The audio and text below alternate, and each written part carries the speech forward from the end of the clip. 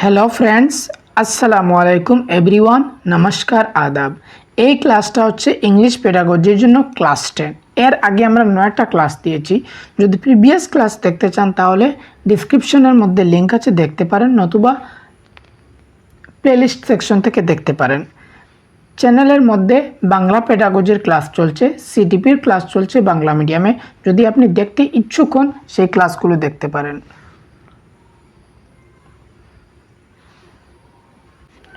যদি আপনি নতুন হন চ্যানেলটাকে সাবস্ক্রাইব করতে পারেন।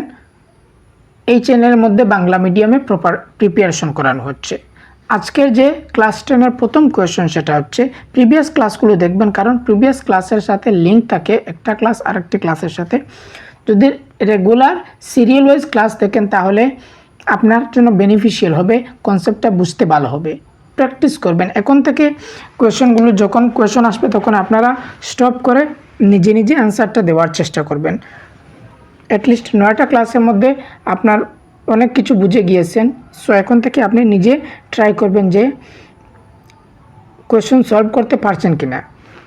সো প্রথম কোয়েশ্চন হচ্ছে, if a teacher wants to help students learn vocabulary which would be most effective way, সব থেকে বেস্ট তালিকা কোনটি হবে যেখানের মধ্যে ভালোভাবে ভোকাবুলারিটা শেখানো যাবে? কোন অপশনের মধ্যে? Use of stories and imaginary, অবশ্য ইমাজিনারি আর স্টোরিজ দিয়ে বাচ্চাদেরকে ভোকাবুলারির জন্য সব থেকে ভালো হবে। যখন স্টোরি বলবে সাথে সাথে অনেক শব্দ বলা হবে। ইমাজিনারি মানে যেমন বল পড়ালেন, বল যে আছে বলের সাথে একটা পিকচার দিয়ে দিলেন, যে ফ্লো চার্ট বা বিভিন্ন ধরনের ইমেজ আছে, সেই ইমেজ দিয়ে আপনি ওয়ার্ড শেখাচ্ছেন। বলের নিচে লেখা আছে BALL বল, এই ধরনের পিকচার যেগুলো আছে এটির কথা বলছে। সো অবশ্যই option 1 positive. Use of drilling কখনো পজিটিভ থাকে না। ইউজ অফ রিটেন এক্সারসাইজ এটাও পজিটিভ নয়। ইউজ অফ টেক্সট বুক এটাও এত ভালো নয়। সো স্টোরিজ আর ইমাজিনারি দিয়ে আপনি ভোকাবুলারি ভালোভাবে শেখাতে পারবেন।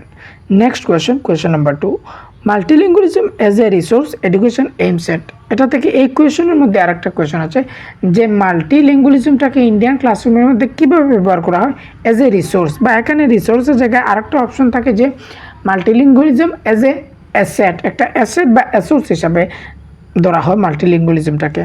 মাল্টিলিঙ্গুয়ালিজম হচ্ছে বেসিক্যালি এটা যে একটা ক্লাসের মধ্যে বিভিন্ন শিক্ষার্থী আছে, সেই শিক্ষার্থীর এক একজনের এক এক ভাষাটা হতে পারে, আর ওই ভাষা আপনি ইউজ করছেন পড়ানোর জন্য। তাদের যে মাতৃভাষা আছে সেটাকে আপনি ইউজ করছেন। সো এটার এইমটা কি? Multi resource education aims at making use of language learners for teaching learning. অবশ্য অপশন 1 পজিটিভ আছে। Making use of languages of learners, বাচ্চাদের যে ল্যাঙ্গুয়েজ আছে সেই ল্যাঙ্গুয়েজটাকে আপনি ইউজ করছেন টিচিং লার্নিংয়ের সময়, পড়ানোর সময় বাচ্চার যে ভাষা আছে সেই ভাষাটা আপনি ইউজ করছেন। এটা হচ্ছে মাল্টিলিঙ্গুয়ালিজম, option 1 positive. Making learners learn as many language as possible, যতটা সম্ভব ভাষা শিখতে পারে, এটা নয়, এটা ভুল option. Using classical language for teaching learning, পড়ানোর সময় আপনি ক্লাসিক্যাল ল্যাঙ্গুয়েজগুলোকে ইউজ করবেন, যেমন সংস্কৃত, তামিল, তেলেগু, এগুলি না। Enabling to learn English language for jobs and mother tongue for culture, কালচারের জন্য মাদার টাং আর ইংলিশ হচ্ছে জবের জন্য, এটা ভুল ওয়ার্ড সেন্টেন্স। সো অপশন 1 হচ্ছে সঠিক option. Next question number 3, comprehension is the skill of reading a piece of text closely or intensely for the purpose of extracting specific information for the text। একটা text কিছু লেখা আছে, সেখান থেকে আপনি specific ইনফরমেশনটা বের করছেন, তখন আপনি কী ধরনের কম্প্রিহেনশন করছেন? ইনফারেন্সিয়াল, গ্লোবাল, লোকাল না ট্রানজ্যাকশনাল? ট্রানজ্যাকশনাল ওই জিনিসটাকে বলা, যেমন এখানে একজন ব্যক্তি আছে, ওইখানে আরেকজন ব্যক্তি আছে, এই দুই ব্যক্তি কথা বলছে, এটাকে ট্রানজ্যাকশনাল বলা হয়। ইনফারেন্সিয়াল হচ্ছে যখন আপনি কোনো একটা পার্ট পড়ছেন, তার পার্টটা পড়ার পর আপনি কোনো একটা কনক্লুশন বার করছেন, তখন সেটাকে বলতে পারবেন ইনফারেন্সিয়াল। গ্লোবাল হচ্ছে যে একটা পার্ট পড়ছেন, সেটা মোটামুটি যে পুরোটা পার্ট পড়ে একটা আইডিয়া নেওয়ার জন্য, পুরো পার্টটা পড়ে আইডিয়া নেওয়ার জন্য, বা পার্টের মূল বক্তব্য কী আছে সেটা বোঝার জন্য, বা যে সামাজিক যে সামগ্রিক যে প্রেক্ষাপট আছে সেটা বোঝার জন্য যখন কিছু পড়বেন তখন গ্লোবাল কম্প্রিহেনশন হবে। এই যে লোকাল আর গ্লোবাল এই দুটি থেকে কোয়েশ্চন আসে যে লোকাল কম্প্রিহেনশন কি, গ্লোবাল কম্প্রিহেনশন কি। এর আগেও আমরা কোয়েশ্চন পেয়েছি প্রিভিয়াস ক্লাসের মধ্যে। লোকাল কম্প্রিহেনশন হচ্ছে যখন আপনি কিছু একটা স্পেসিফিক ইনফরমেশন বের করছেন তখন সেটাকে বলি আমরা লোকাল কম্প্রিহেনশন। যেমন একটা পাঠ পড়ছেন, সেখান থেকে কোন জায়গায় আছে, স্থান বা নামটা কি বা ডেট, এইগুলি খুঁজে বের করবেন যখন, তখন হবে লোকাল কম্প্রিহেনশন। অপশন 3 হচ্ছে সঠিক option. Next question number 4. In the context of theory of multiple intelligence, which one of the following intelligence is related to language? Language Howard Gardner theory দিয়েছিলেন মাল্টিপল ইন্টেলিজেন্সের। ওই যে 88 টাইপস অফ ইন্টেলিজেন্স দিয়েছিলেন, linguistic intelligence, special intelligence, তারপরে naturalistic intelligence, logico mathematical intelligence, bodily kinesthetic intelligence, logico mathematical intelligence, এইভাবে 8টা intelligence দিয়েছিলেন। এই 8টা ইন্টেলিজেন্সের মধ্যে ল্যাঙ্গুয়েজের সাথে কোনটি রিলেটেড আছে? ফ্লুয়েন্সি, অ্যাকুরেসি, এইভাবে কোনো ইন্টেলিজেন্স নেই। লিঙ্গুইস্টিক, ভার্বাল ইন্টেলিজেন্স আর ভোকাবুলারি, গ্রামার, এটা কোনো নেই। স্পেশাল এটা আছে, বাট এখানে ল্যাঙ্গুয়েজের সাথে স্পেশাল নয়। স্পেশাল ওই জিনিসের সাথে যখন আপনি ভিজুয়ালি কোনো জিনিস দেখছেন, দেখে সেটা ম্যানিপুলেট করতে পারছেন, কোন জায়গায় জিনিসটা রাখলে ভালো হবে এটা বোঝার জন্য বুঝতে পারছেন, সেটাকে বলা হয় স্পেশাল ইন্টেলিজেন্স। আর্কিটেক্টদের স্পেশাল ইন্টেলিজেন্স থাকে, যারা মূর্তি তৈরি করেন তাদের থাকে।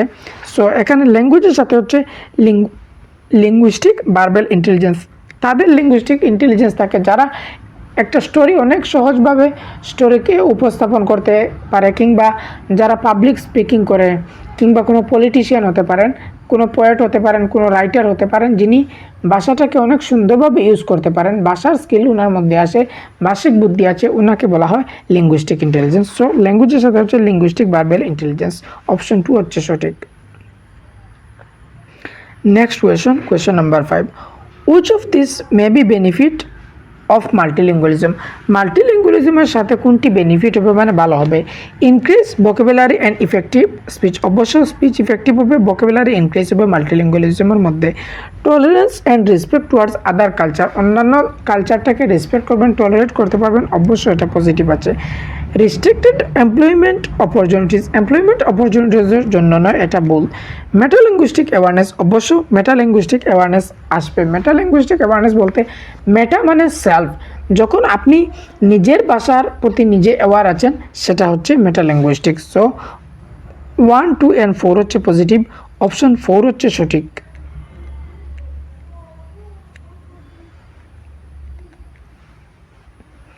Next question number 6. According to Vygotsky, when a child regulates his or own action with the help of language, but that language is not audible to others, he she involved in, মানে ভাইগোস্কির মতে একটা বাচ্চা কোনো একটা কাজ করছে, self regulate করছে, তখন সে কথা বলে বলে করছে, বাট কিন্তু শোনা যাচ্ছে না কথাটা, নট অডিয়েবল, ওই কথাটা শোনা যাচ্ছে না। এটা কী ধরনের speech? Inner speech, private speech, social speech, egocentric speech. So এটাকে বলা হয় ইনার স্পিচ। ভাইগোস্কি 3 ধরনের স্পিচ দিয়েছেন। একটা হচ্ছে, এটা সঠিক অপশন হচ্ছে অপশন 1, এখন বোঝার জন্য বলছি। ইনার স্পিচ এটা হচ্ছে সঠিক। Social speech, private speech, inner speech, এই 3টা ভাইগোস্কি স্পিচ দিয়েছেন। সোশ্যাল স্পিচ হচ্ছে যেমন একটা বাচ্চা 2 বছরের সাথে আশেপাশে একটা বাচ্চা তার পরিবারের সাথে, সমাজের সাথে কথাবার্তা বলতে শিখে, এটাকে বলা হয় সোশ্যাল স্পিচ। বা অনেক সময় কোয়েশ্চেন আসবে যে বাচ্চা আশেপাশের লোকজনের সাথে কথা বলছে, এটাকে কি বলা হয়? এটাকে বলা হয় social language. So social speech হচ্ছে বাচ্চা যখন শুরুয়াতি স্টেজের মধ্যে কথাবার্তা বলা শিখে, তখন মানুষের সাথে কথাবার্তা বলে, ফ্যামিলির সাথে কথাবার্তা বলে, এটা হচ্ছে সোশ্যাল স্পিচ। প্রাইভেট স্পিচ যখন বাচ্চা কোনো একটা কাজ করে বা যে কোনো জিনিস করার সময় সে কথা বলে বলে কাজটা করে। যেমন একটা পাজল সলভ করছে, সলভ করার সময় বাচ্চাটা বলছে যে ওই কিউবটা আমার ওই দিকে নিলে ভালো হবে, কিংবা ওই জিনিসটা আমার ওইখানে রাখলে ভালো হবে। এই যে নিজে কথা বলে বলে করছে আর কথাটা শোনা যাচ্ছে, অন্যজন শুনছে, তখন সেটা হচ্ছে প্রাইভেট স্পিচ। ইনার স্পিচ আবার ওই একটা বাচ্চা কোনো একটা কাজ করছে, তার রেগুলেট করছে, আর কিন্তু যে কথাগুলো বলছে কিন্তু ভিতরে ভিতরে বলছে, মনে মনে বলছে, এটা হচ্ছে ইনার স্পিচ। কোনো কোনো সময় দেখবেন ইনার স্পিচ অপশনের মধ্যে থাকে না, ইনার স্পিচের জায়গায় যদি অপশনের মধ্যে প্রাইভেট স্পিচ থাকে তাহলে সেটাও সঠিক হয়ে যাবে। কারণ এইভাবে অনেকবার কোয়েশন আসছে যে ইনার স্পিচের কথা কিন্তু অপশনের মধ্যে ইনার স্পিচ ছিল না, প্রাইভেট স্পিচ ছিল, তাই প্রাইভেট স্পিচটা সঠিক হয়ে গেছে। এখন আপনি নিজের ভাষা বুঝছেন। আমরা কথাবার্তা বলি আমার মার সাথে, বাবার সাথে, ফোনে যে কোনো ভাষা কথা বলি, সো এটা হচ্ছে সোশিয়াল ল্যাঙ্গুয়েজ বা সোশিয়াল স্পিচ। তারপরে প্রাইভেট স্পিচ। প্রাইভেট স্পিচ যখন আপনি কোনো একটা কাজ করেন, কাজ করার সময় বলেন ঘরের আলমিরাটা ঠিক করেন, ঠিক করার সময় বলেন, কিংবা ঘরের যে আপনার যে ঘরের মধ্যে মেহমান আসে বসেন, ওই ঘরের মেহমানের কিছু ফুল আছে, ওই ফুলটা বলেন যে ওই দিকে রাখলে আমার ভালো হবে, ওই দিকে রাখলে, এই যে বলা কিছু একটা কথা বলেন, শোনা যায় যে কথাটা, এটা হচ্ছে প্রাইভেট স্পিচ। ইনার স্পিচ হচ্ছে যখন আপনি বন্ধুদের সাথে গল্প করেন, একটা বন্ধু কোনো একটা জিনিস বলছে, তখন আপনি মনে বলছেন বাদ দে, তোর কথা আমার শুনতে ভালো লাগছে না, কিন্তু মনে মনে কথা বলছেন, কারণ মুখ থেকে বার করতে পারছেন না যে তোর কথা শুনবো না, কিন্তু মনে মনে বলছেন, এই মনে মনে বলাটা হচ্ছে ইনার স্পিচ। সো এখানে এই যে বাচ্চার ওয়ার্ডগুলো শোনা যাচ্ছে না, নট অডিয়েবল, এর জন্য হচ্ছে inner speech, option 1। Next question number 7, which branch of linguistic deals with the language in context. Context মানে হচ্ছে ইউজ করা। সো কোন লিঙ্গুইস্টিকের কোন ব্রাঞ্চ যে ল্যাঙ্গুয়েজ ইন কনটেক্সটের বিষয়ে ডিল করে। লিঙ্গুইস্টিক হচ্ছে যেমন সায়েন্টিফিক স্টাডি অফ ল্যাঙ্গুয়েজ, এটা হচ্ছে লিঙ্গুইস্টিক্স। সায়েন্টিফিক্যালি আপনি ল্যাঙ্গুয়েজের বিষয়ে স্টাডি করছেন, এটা হচ্ছে লিঙ্গুইস্টিক। আর লিঙ্গুইস্টিকের কিছু কিছু ব্রাঞ্চ আছে, প্রত্যেক জিনিসের ব্রাঞ্চ আছে, অ্যামাজনের এক ব্রাঞ্চ আছে, এভাবে বিভিন্ন ধরনের ব্রাঞ্চ আছে, বর্ধা ব্যাংকের ব্রাঞ্চ আছে, স্টেট ব্যাংকের ব্রাঞ্চ আছে, এভাবে ব্রাঞ্চ। তো সো লিঙ্গুইস্টিকের ব্রাঞ্চ আছে সিমেন্টিক্স, প্র্যাগমেটিক্স, মরফোলজি, ফোনেটিক্স। ফোনেটিক্স হচ্ছে সাউন্ড, স্টাডি অফ সাউন্ড যদি আসে, যখন ফোন দিয়ে কোনো ওয়ার্ড দেখবেন তখন সাউন্ডের সাথে যাবেন। সো ফোনেটিক্স হচ্ছে স্টাডি অফ সাউন্ড বলতে পারেন। মরফোলজি ওয়ার্ড ফরমেশন, একটা ওয়ার্ড কীভাবে তৈরি হচ্ছে, ওয়ার্ডের মধ্যে কী আছে না আছে ডিটেলভাবে যখন দেখবেন কীভাবে একটা ওয়ার্ড তৈরি হয়েছে। সো স্টাডি অফ ওয়ার্ড বললে হতে পারে মরফোলজি, ওয়ার্ডের বিষয়ে, ফরমেশন অফ ওয়ার্ডস। এখানে হবে PRAG, জি ওয়ার্ডটা মিস্টেক হয়ে গেছে টাইপিংয়ের মধ্যে। প্র্যাগমেটিক্স, প্র্যাগমেটিক্স হচ্ছে একটা ভাষাকে আপনি বিভিন্নভাবে ইউজ করতে পারেন। স্কুলের মধ্যে একরকম ইউজ করেন, ঘরের মধ্যে আরেক রকম ইউজ করেন। ভাষা যখন শহরে যান একভাবে, একটা বাচ্চার সাথে একভাবে ইউজ করেন। এই যে ভাষাটাকে আমরা ইউজ করি এক এক জায়গায় পরিস্থিতি অনুযায়ী, এটা হচ্ছে প্র্যাগমেটিক্স। সিমেন্টিক্স হচ্ছে যে মিনিংয়ের সম্পর্কে, স্টাডি অফ মিনিংস বলবে, যদি স্টাডি অফ মিনিংস থাকে তাহলে সিমেন্টিক্স। আরেকটা আছে ভুলে গেছি, এটা আগের ক্লাসে ছিল, যে মিনিংটাকে বাংলে আর ওয়ার্ড থাকবে, একটা ওয়ার্ডের যেমন সিএটি, কেট, এটা যদি সিএট চেঞ্জ করে নাই তাহলে অর্থ থাকবে না। এটার নামটা ভুলে গেছি, যদি কেউ মনে থাকে তাহলে সেটাও বলে দেবেন, একসাথে এইখানের মধ্যে হয়ে যাবে যদি মনে থাকে আপনাদের।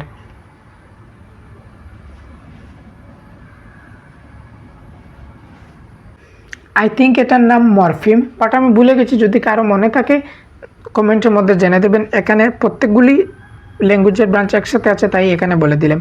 এখানে কোয়েশনের মধ্যে কি বলেছিল যে ল্যাঙ্গুয়েজ ইন কনটেক্সট, কনটেক্সট মানে আপনি ইউজ করছেন। সো ইউজ কোথায় করছেন, প্র্যাগমেটিক্সের মধ্যে। অপশন 2 হচ্ছে সঠিক।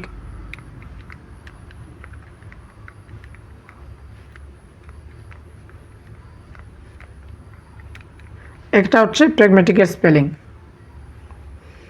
Next question number 8, in an infancy consider the statement A and B regarding language development among infants। বাচ্চাদের মধ্যে যে ইনফ্যান্সি স্টেজের মধ্যে ল্যাঙ্গুয়েজ ডেভেলপ হয় এই বিষয়ে দুইটা স্টেটমেন্ট দিয়েছে, কোনটি সঠিক হবে।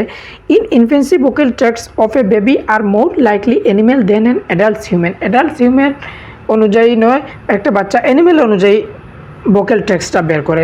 ভোকাল ট্র্যাক্টস বলতে যেমন ল্যাঙ্গুয়েজের প্রথম স্টেজ আছে কুইং, আই মিন সবার প্রথম থাকে ক্রাইং, তারপরে থাকে কুইং, তারপরে থাকে বেবলিং। সো ল্যাঙ্গুয়েজের এই স্টেজ বিষয়ে আমরা পরে আলোচনা করব, বা যে ম্যারাথন ক্লাস আছে ওখানে তো ডিটেলভাবে আলোচনা করব, বা স্টেজের কোয়েশন আসবে পরে তখন আমরা আলোচনা করব। সো এটা কুইংয়ের কথা বলেছে। অবশ্যই এটা অপশন অ্যানিমেলটাকে তুলনা করছে যে অ্যানিমেলরা কীভাবে আওয়াজ বের করে, এই একটা বাচ্চা আওয়াজ বের করে সবার প্রথমে কুইং, এটা ঠিক আছে। During 6 to 12 months A baby involve, এটা কিছু নয়, ইন বেবলিং অ্যান্ড রেপিটেটিভ বেবলিং। বেবলিং 6 থেকে 12 মান্থের সময় একটা বাচ্চা বেবলিং করা শুরু করে দেয়। বেবলিং যেমন বাবা মামা এইভাবে বাচ্চা কথা বলছে, এটাকে বলা হয় বেবলিং। সো এটা দুটি অপশন ঠিক আছে, both A and R true, option 3 হচ্ছে সঠিক। Next question number 9, a dialect passes through this stage to get a status of standard dialect. Dialect মানে যেমন একটা ভাষাকে বাংলা ভাষা আছে, এই বাংলা ভাষাটা এক এক জায়গায় এক একভাবে বলা হয়। আমি একভাবে কথা বলছি বাংলা, নিশ্চয়ই আপনি অন্য রকমের বাংলাকে বলেন, কিন্তু বুঝতে পারছেন। যেমন ওয়েস্ট বেঙ্গলে মেবি আরও কিছু আমার কথা বলার স্টাইলটা চেঞ্জ হতে পারে, আমার বলার সাথে আপনার মিল হতে পারে না, এটা হচ্ছে ডায়ালেক্ট। সো যদি একটা ডায়ালেক্ট স্ট্যান্ডার্ড ডায়ালেক্ট হতে হলে তখন তার কীটা স্টেজ দিয়ে গুজারতে হবে? সিলেকশন,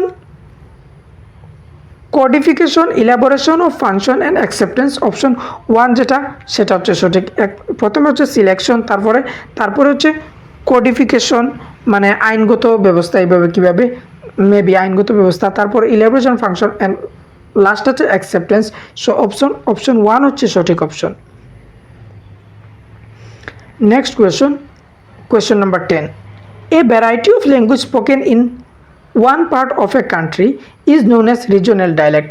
ডায়ালেক্টের মধ্যে টাইপস আছে, একটা হচ্ছে রিজনাল ডায়ালেক্ট, একটা হচ্ছে সোশিয়াল ডায়ালেক্ট। ডায়ালেক্ট কি এই জিনিসটা একটু বুঝে নেন।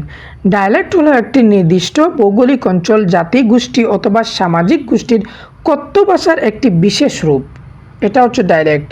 এর আগে আমরা বললাম যে আমি একভাবে বাংলা বলছি, আপনি আরেকভাবে বাংলা বলতে পারেন, এটা আমরা নর্মাল ভাষা বুঝে নিই, এটা হচ্ছে ডায়ালেক্ট।